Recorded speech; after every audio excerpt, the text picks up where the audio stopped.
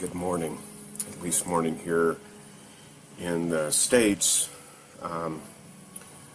more specifically on the Pacific coast. We have such an awesome group. I just want to take a moment and express my gratitude for the honor and the humble privilege it is to be part of this beautiful group.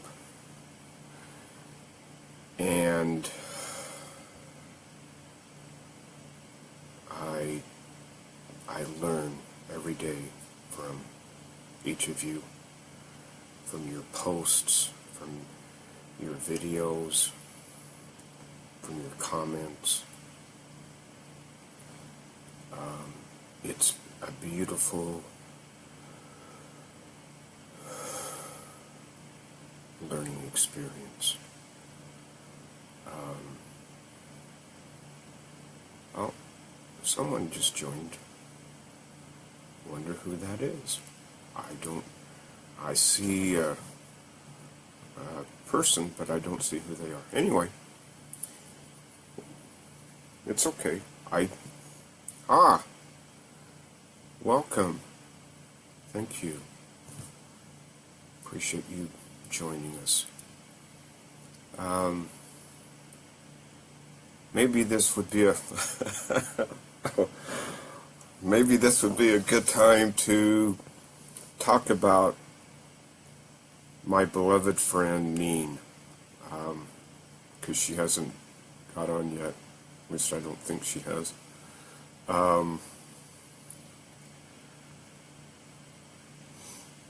Hi, Samantha. I just want to take a moment and honor Neen and all of the videos that she has done for our group, particularly the last two. The most recent one was such a beautiful share and a reminder to me that hi Beth, it's good to have you with us. Neen's most recent video was a reminder to me that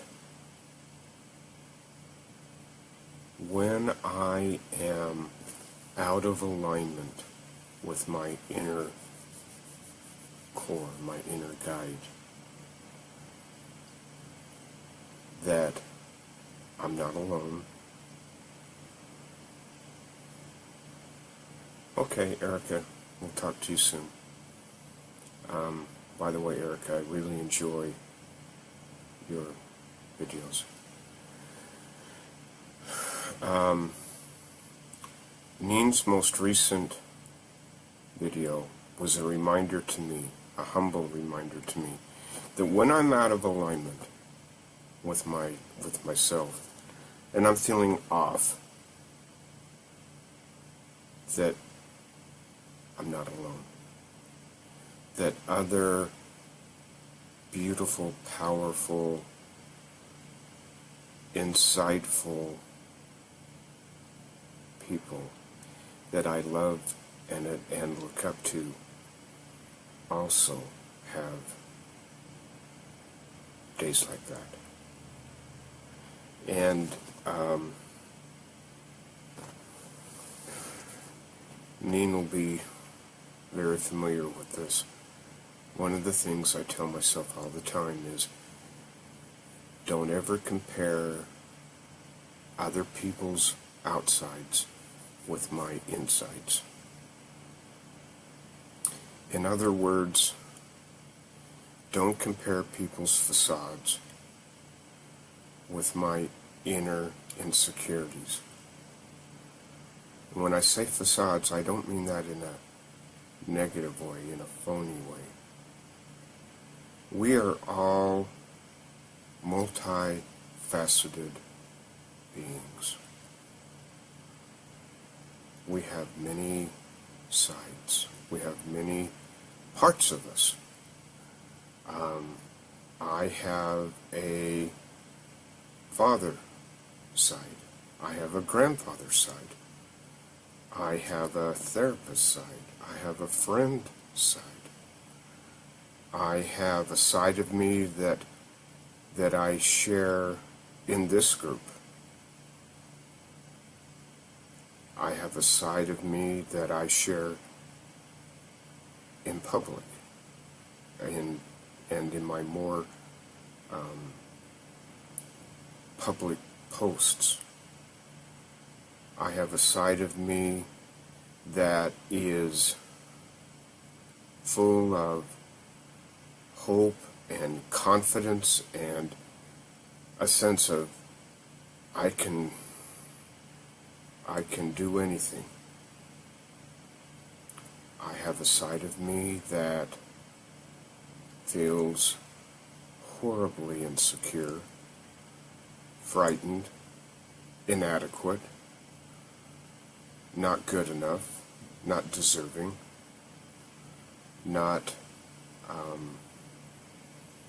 worthy. And when a powerful soul such as me does a video where she has the courage to be vulnerable, it gives us all permission. Not that we need permission, but it encourages us all to be more vulnerable.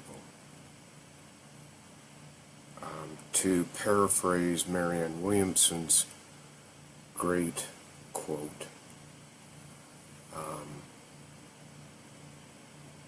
when I show my vulnerability and the parts of me that I am insecure about, I give other people encouragement to do the same. And in so doing, I bring light to that hiding place within me. And when the light comes to that hiding place that feels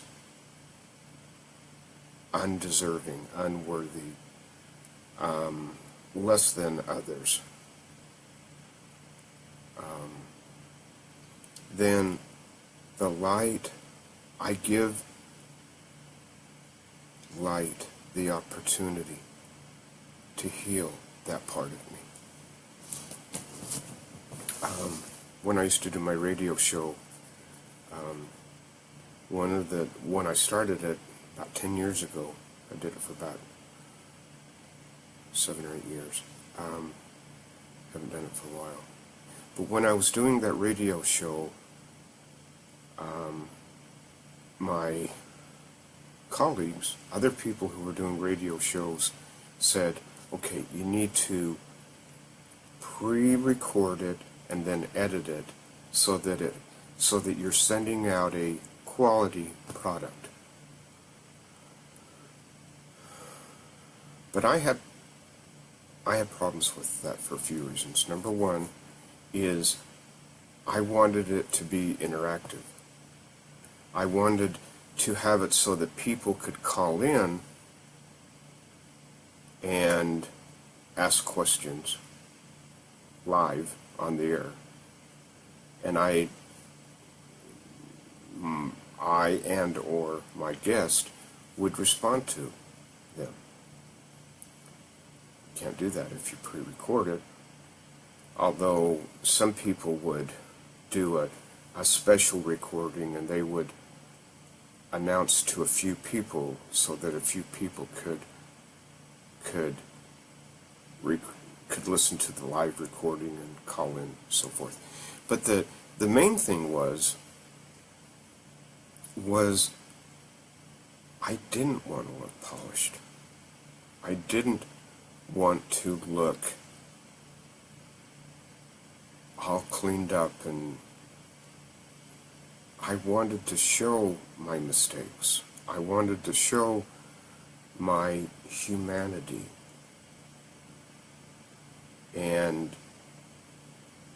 probably of all the decisions that I made for my radio show, that was one of the top maybe 3 things that I most heard about. I had some awesome guests, and people would often comment about the guests, but I heard over and over again, you give me permission to make mistakes. I had a woman contact me and tell me that she had decided that she was going to do her own radio show. And one of the reasons that she decided to do it was because I taught her with my very imperfect radio show that it was okay to make mistakes. And so she went on and did her own radio show. And so, I'm going to scratch my ear, showing my humanity. So, Neen, when you get on, thank you for being human and for being so vulnerable. Another one of the things that Neen said that I want to discuss with all of us here together this morning, my morning, is that after she completed the video, I think yesterday's video, she felt really uncomfortable with it and unsure of it. I've come to call those, I know that feeling well. I've come to call those growing pains. And when I feel them, I know I've been vulnerable. I know that I have come from my heart. When I'm up in here, I don't feel that vulnerability, and I don't feel that that discomfort, those growing pains. It's only when I stretch my comfort zone of being vulnerable that I am able to feel that discomfort. And I've come to appreciate that feeling of discomfort. Not always. Hey, there's Neen, I can't say that I haven't been talking about you, because I have.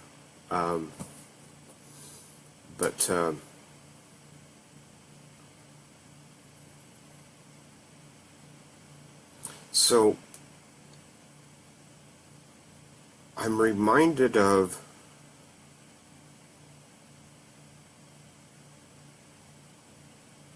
yes, Hillary, it is hard to stretch our comfort zone, and it's uncomfortable when we stretch our comfort zone, and it's the only way that we grow.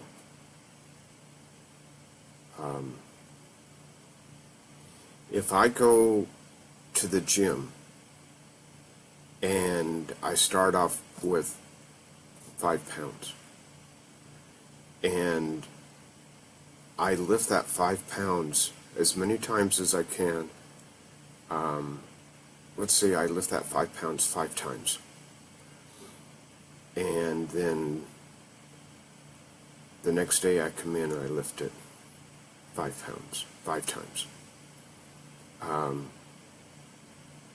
never going to get uncomfortable, because lifting 5 pounds 5 times is well within my comfort zone. But I'm not going to grow. And so, you'll hear this later when you hear the first part of it. But I was just saying how much I love and appreciate you for being so vulnerable. And that feeling that you were having after yesterday's video, that was your growing pains. That was the sense of, okay, I've stretched my vulnerability and I've stretched my comfort zone. So, namaste. I honor you and I appreciate you. And it's such a great segue into today's topic, which is deserving and discouragement. And I chose those two because they tend to be somewhat polar opposites.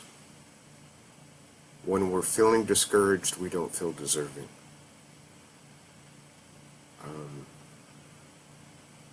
And here, Hillary, absolutely.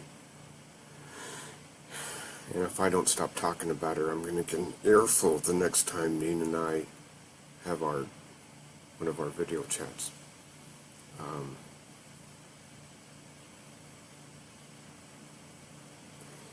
Yes, and very much appreciated that, Neen.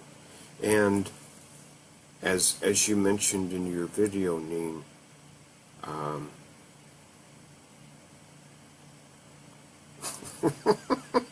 yeah, I'm almost done. As you said in your video, you were doing things different. The old pattern was to delete the video and withdraw and beat yourself up all afternoon. Me too. I think many of us relate to that. But you didn't. And so from that, I'm sensing, as I tune into you, Neen, I'm sensing that you no longer feel discouraged and have replaced that, or at least you're feeling less discouraged, and you've replaced that with feeling more deserving. And so that's how we grow, is we, first of all, we notice our patterns, our non-working behavior, our non-working patterns. And then we say, okay, when I do this non-working behavior, I get into a non-working feeling, a non-working mood, a non-working belief system about myself. So I choose to do this differently. I take a deep breath and I step out into a new pattern. Again, I'm reminded of another beautiful quote, and I am paraphrasing, and probably paraphrasing not at all very well, but when we get to the end of all that we know, and we come to that abyss of the unknown, if we will take that step out into the unknown, one of two things will happen.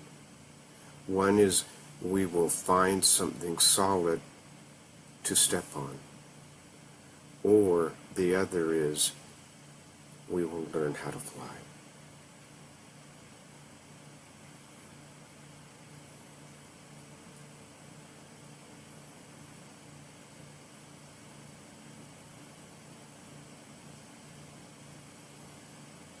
Thank you. Thank you, Dottie. And so that's how we get to deserving, is by feeling the discouragement, feeling the fear, and doing it anyway. Noticing our patterns, stop, take a breath, say, okay, I'm at a juncture here. I'm at a Y. I'm at a fork in the road. If I go this way that I've always gone, I'm going to feel the way I've always felt. If I go this other way, I'm not sure.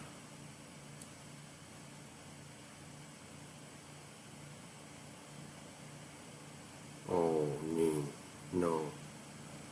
No. Steve was so proud of you. He was headbanging, rock and rolling, dancing and cheering and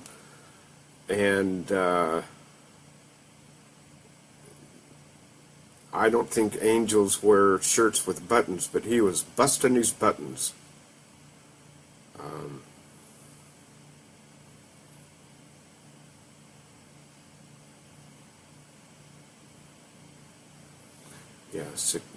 Hillary shares, success is just out of our comfort zone.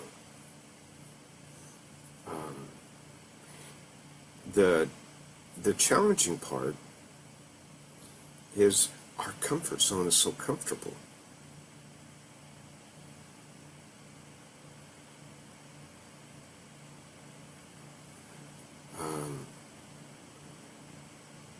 It's just so damn comfortable. So it's hard to stretch our comfort zone. And there's a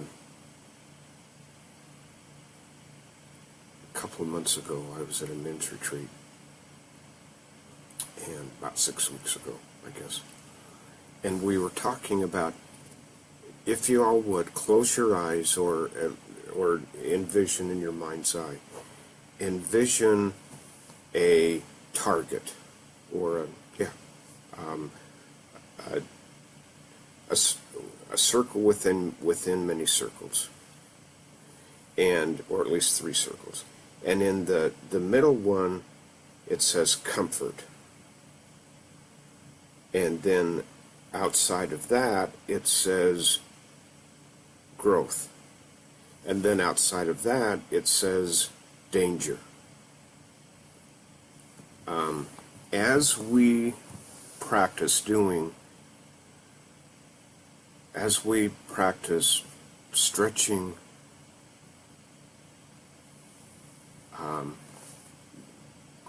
not only our growth area expands, and our comfort zone expands, and our danger zone shrinks. There are some things that will always be dangerous.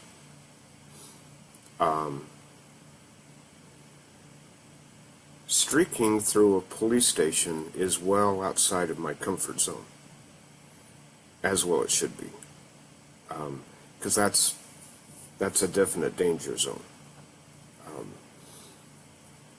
That's a nice way of having your room and board taken care of by the local government for a while. But the more we stretch our comfort zone, the more we take those baby steps from our comfort zone into our growth zone, then that becomes our new comfort zone. And so it's by baby steps that we go from discouraged to deserving. One other thing that I thought was significant from Neen's video this morning, is she was feeling discouraged, she was feeling less than, she was feeling mostly insecure and discouraged. And then she went outside, and it was so beautiful because she immediately said, I'm noticing a shift just by going outside.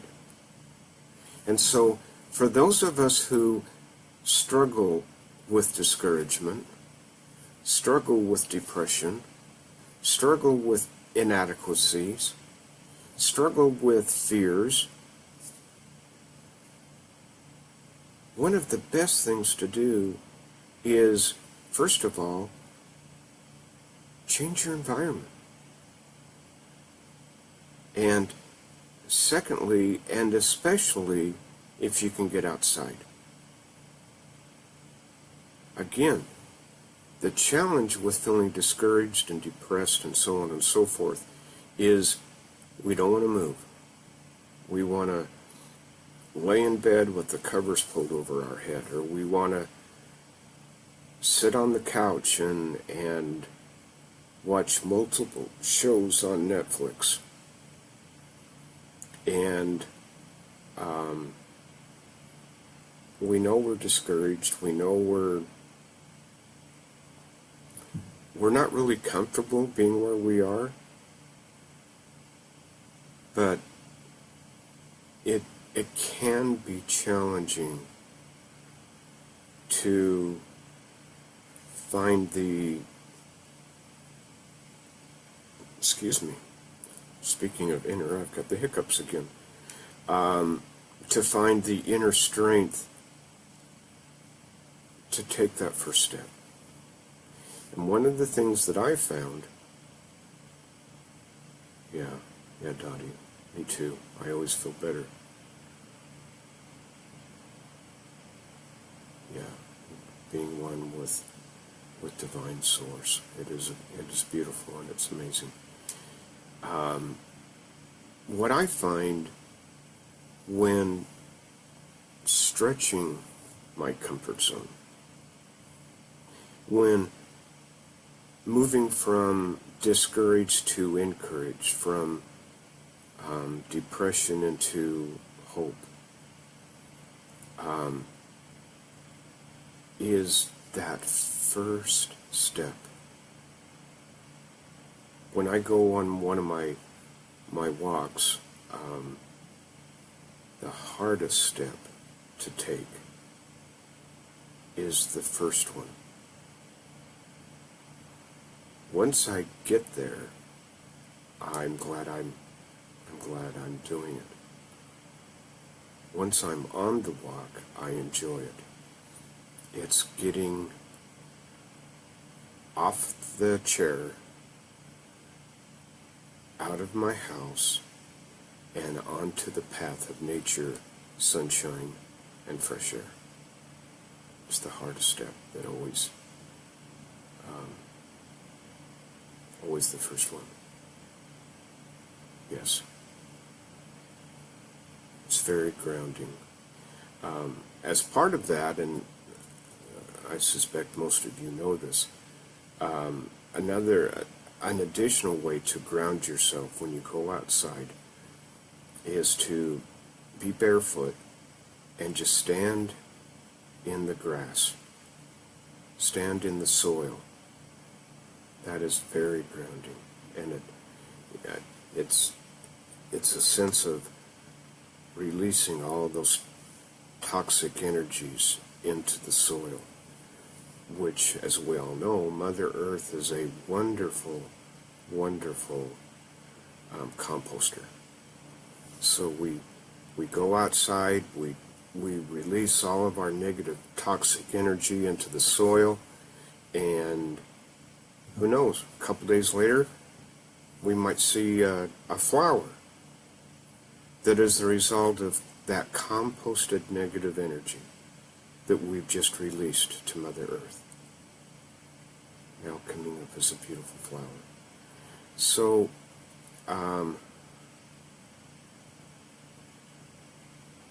Yes, yes, please, Neen. Please keep sharing your beautiful heart and keep sharing your communications. Yes, and keep sharing your beautiful communications with Steve.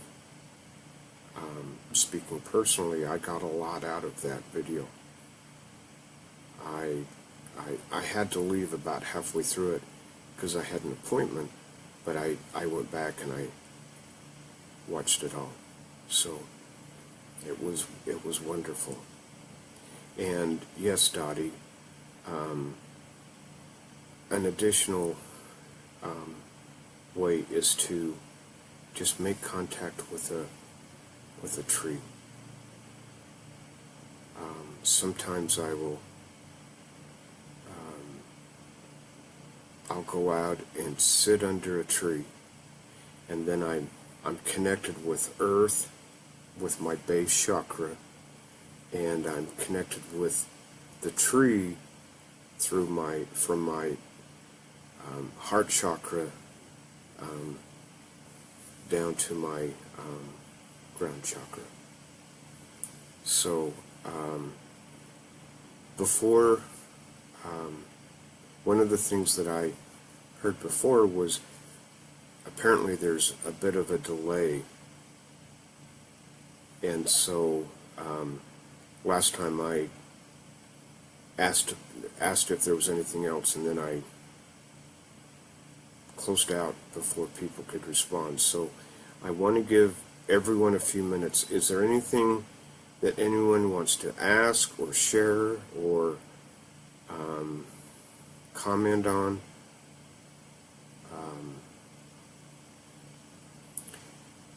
Neen, I'm going to put you on the spot again just because you're such a warrior.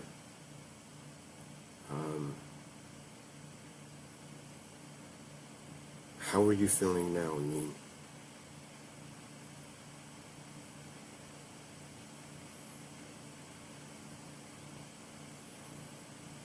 While Neen is answering that, as she's checking in with us, one other quote, and again I'm going to paraphrase it horribly, but there's a beautiful quote by the U.S. President about 100 years ago, Roosevelt.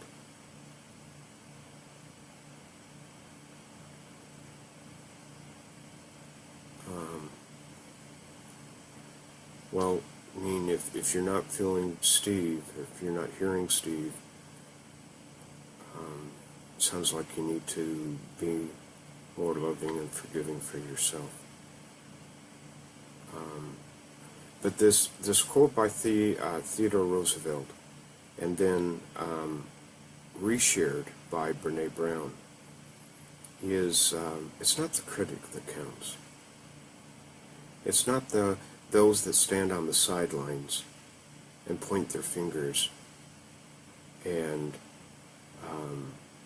find fault with the warrior who is in the gladiator arena, who gives their blood, sweat, and tears to make something work. It's easy to be the critic. It's more challenging to be the warrior within the arena. And Neen, that's what you are. You're the warrior in the arena who risks and who teaches us all.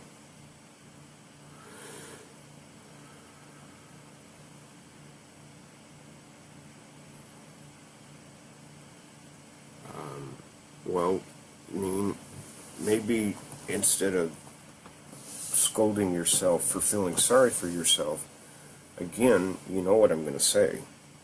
That's like spanking a crying child. Little Neen doesn't need to be scolded. She needs to be loved. She needs to be held. She needs to be nurtured. She needs to be reassured. and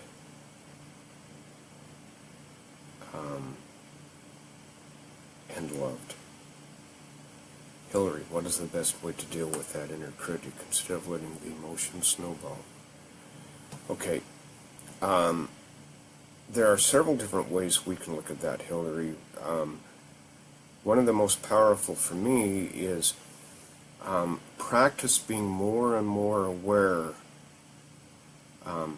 practice coming from that inner observer more and more, so that you can catch that negative drop in emotions earlier and earlier, and you will. The more you practice this, the sooner you'll catch it.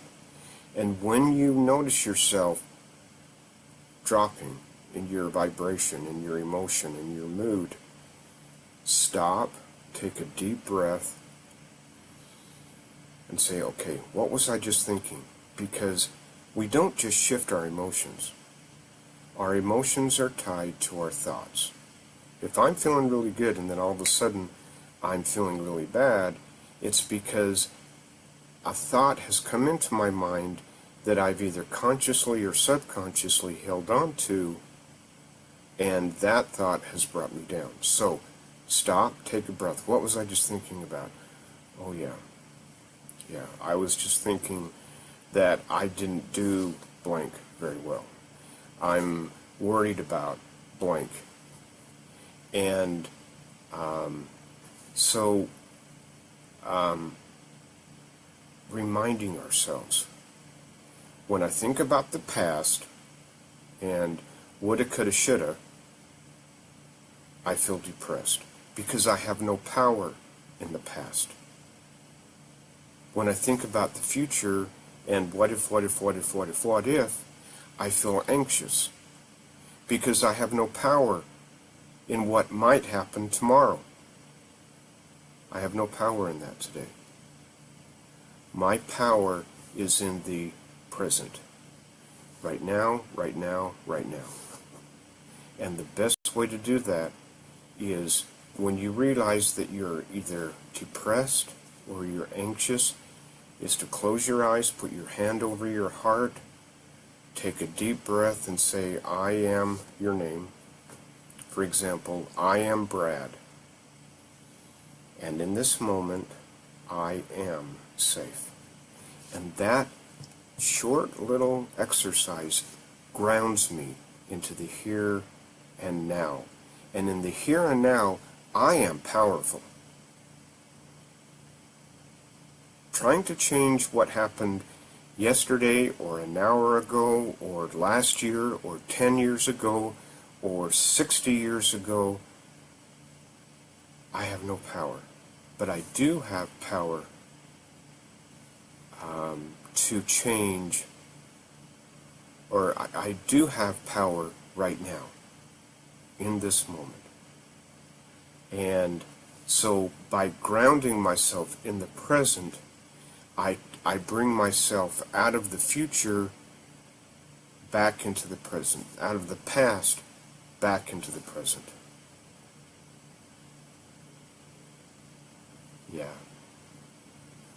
Yeah, Neen. Real quick, let me find something. And again, this is a quote that we've all heard many, many times.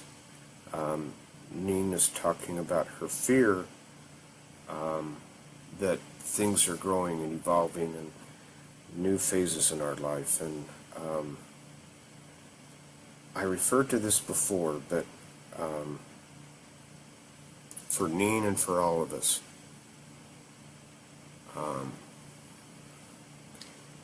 our deepest fear is not that we are inadequate. Our deepest fear, I'm going to put my reading glasses on. Gotta love old age. Our deepest fear is not that we are inadequate. Our deepest fear is that we are powerful beyond measure. It is our light, not our darkness, that most frightens us. We ask ourselves, who am I to be brilliant, gorgeous, talented, fabulous? actually, who are you not to be? You are a child of God, and your playing small does not serve the world, nor does it serve you. There's nothing enlightened about shrinking so that other people won't feel insecure around you. We are all meant to shine as children do. We are born to make manifest the glory of God that is within us. It is not in just some of us, it's in everyone. And as we let our own light shine, we unconsciously give other people permission to do the same. As we are liberated from our own fear, our presence automatically liberates others. And that's what you did today.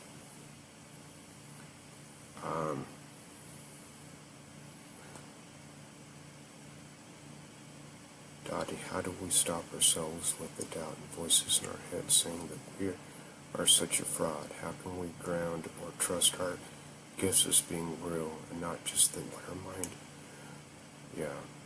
our mind is making up? Dottie, that's something that we all struggle with. We all, and I think there's several reasons for that. One is we live in a society that has created a lot of fear around spiritual gifts. I mean, here in the States, about 150 years ago, give or take, we were burning women at the stake if they showed any kind of spiritual gift. We labeled them as a witch and we burned them at the stake. And it isn't so prevalent now. It isn't so out there, but there's still this undercurrent of fear and that anyone who professes to have spiritual gifts is a grifter, is a con artist. And so when we step into fear, all we can see is fear. When we step into love, all we can see is love. And so, a loving reminder for us all, the Second Agreement by Don Miguel Ruiz. Don't let anything that anyone or anything says or does, because it's not about you, it's about them. It's interesting to watch people in politics, and you watch what they rant and rave and complain and rail against is always their own shadows, their own inner fears.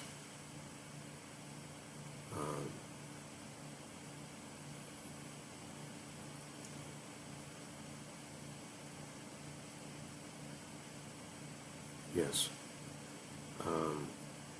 And Hillary, with your anxiety, if you will practice that simple little thing, I am Hillary, and in this moment I am safe, you will notice a shift. Now, over the years, I had an anxiety attack so bad, I was in my late 20s, that my wife at the time called the hospital, and I was taken by ambulance to the hospital, I thought I was having a heart attack. The doctor thought I was having a heart attack. They're very powerful. Anxiety attacks are very powerful. But as I have learned that skill, as I have added that tool to my toolbox, over the years, there have been days that I've used that 20 or 30 times a day. And then there are days that I use it once or twice a week. So,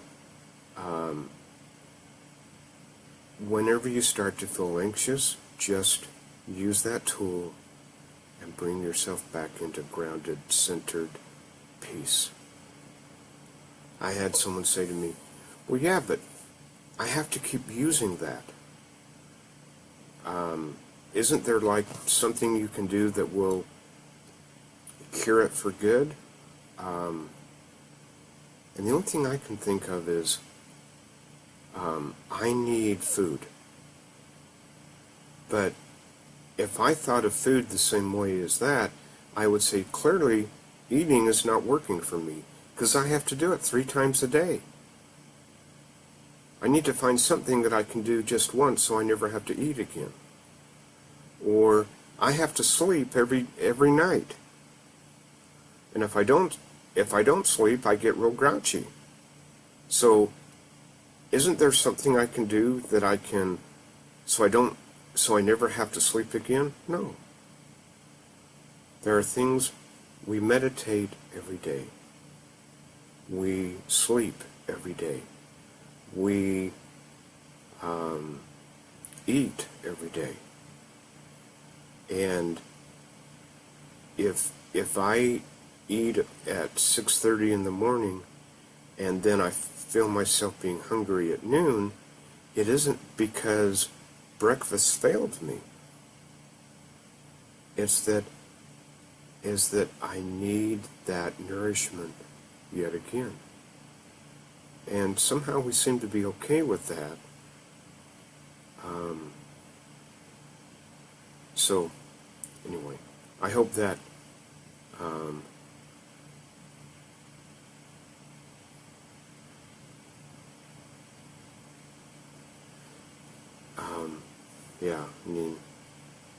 Neen's reminding me of another analogy. In our life, we go through many. Our life is similar to the life of a butterfly, and for many of us, we go through that cycle many times. Yeah, I do love them, Neen.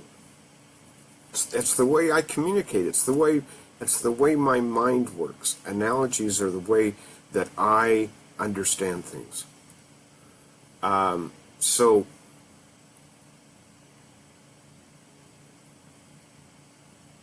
we start out as this caterpillar, where we're very physically based.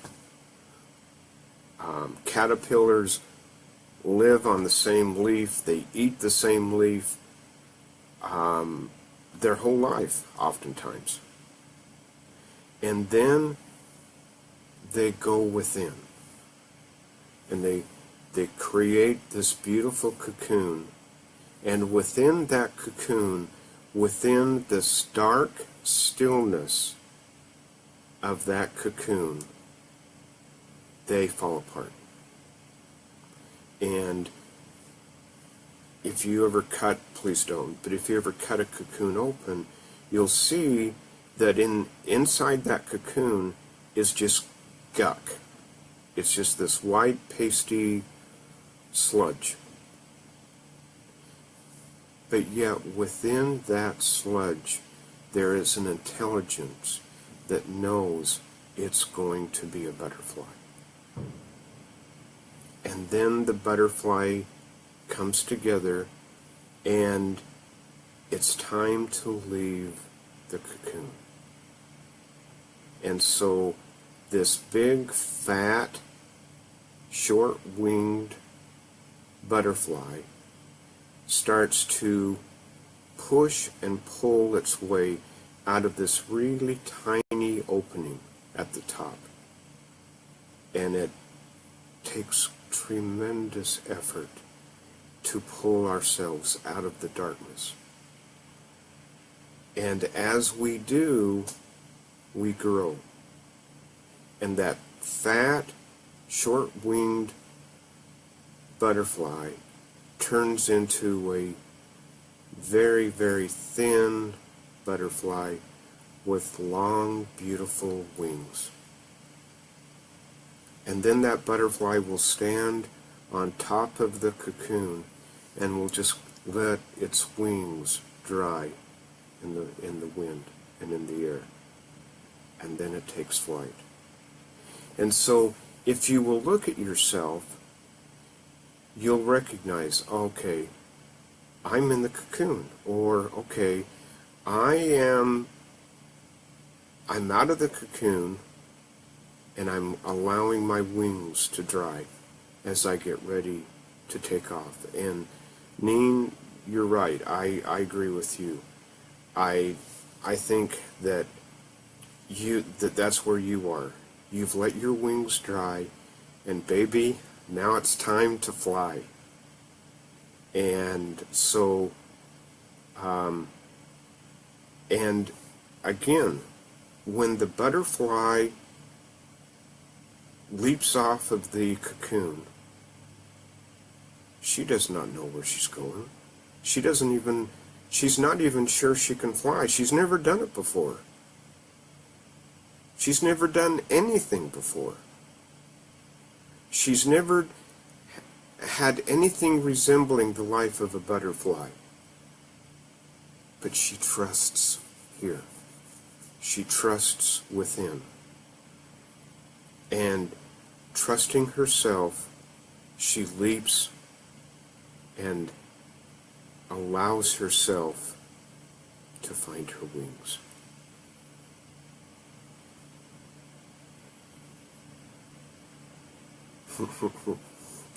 Hey, Dottie, you can confuse me for that handsome Steve anytime. He's a rock and roll star. I am a wonderful person. See me? Can't scold me.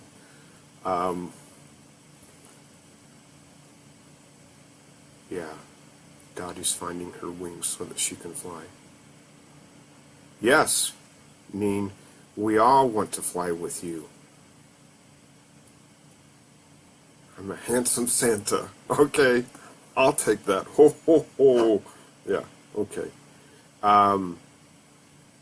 Neen,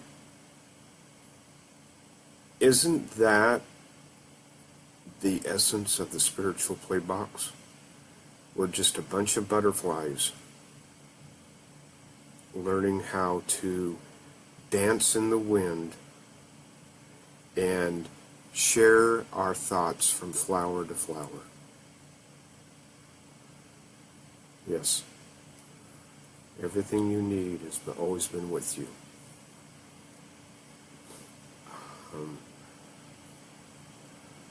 Yeah, great question, Samantha.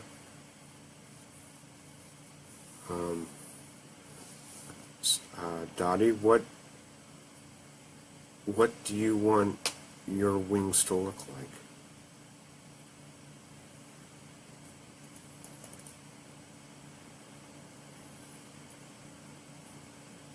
Feel free, Neen. I didn't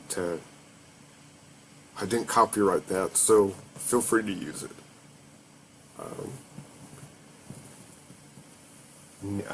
Dottie's thinking about, and maybe we can all. Maybe that can be the thought for today. Where do I want my wings to take me today? And it doesn't matter what happened yesterday, or last week, or last year, or whatever. When that butterfly is standing, getting ready to take its first flight, it doesn't say, yesterday I was a pile of goo. A month ago, I was this, like, little caterpillar that moved at the speed of tar. No. Where do I want my wings to take me today? Because today, I trust my wings. And it doesn't matter what happened yesterday.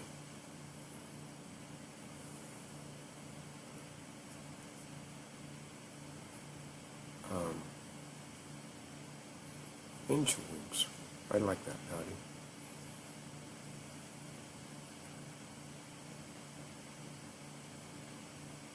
More synchronicity.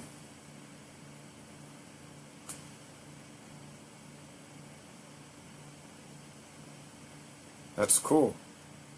I mean, your sharing about Steve reminds me of It's a Wonderful Life at the very end when the little girl says, Daddy, whenever a bell rings, it means that an angel got its wings.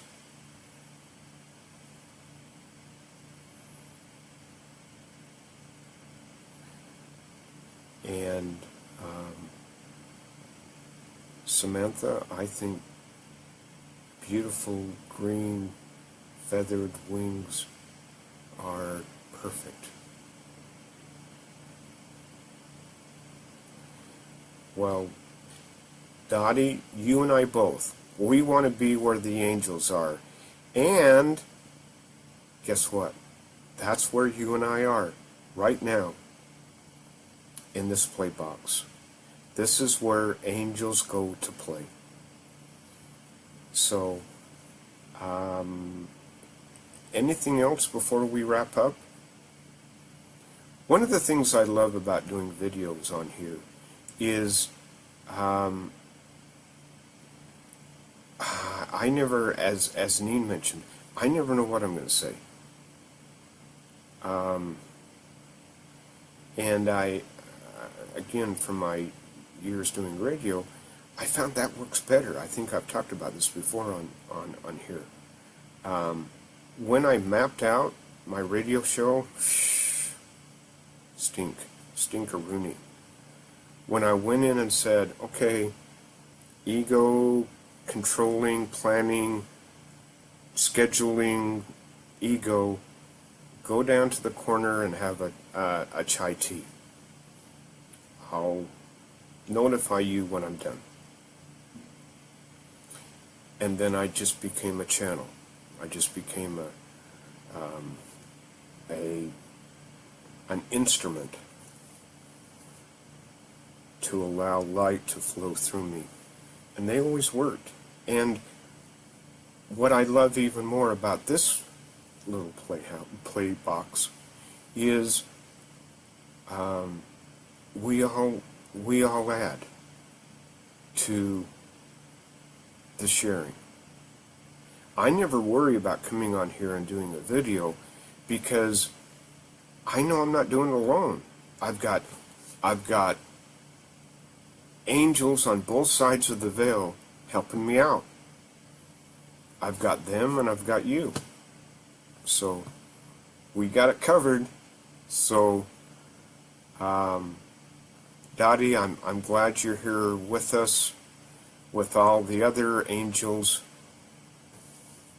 Oh dear.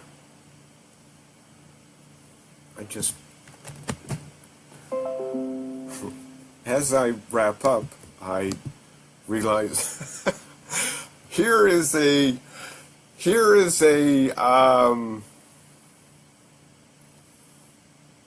sharing of my own humanity. I got all ready to do this.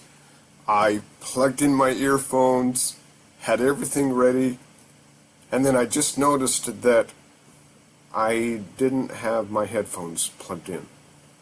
I mean, clearly you could hear me anyway, but isn't that fun that we get to share our little imperfections and our own reminders of our own humanity, which is good.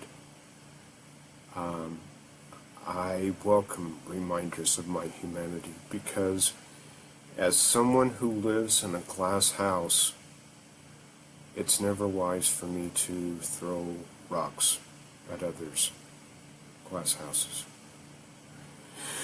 So, I've been on here for, golly, about an hour. Time flies when you're in the presence of angels. So, thank you, my beloveds, and I look forward to connecting with you again soon. Namaste.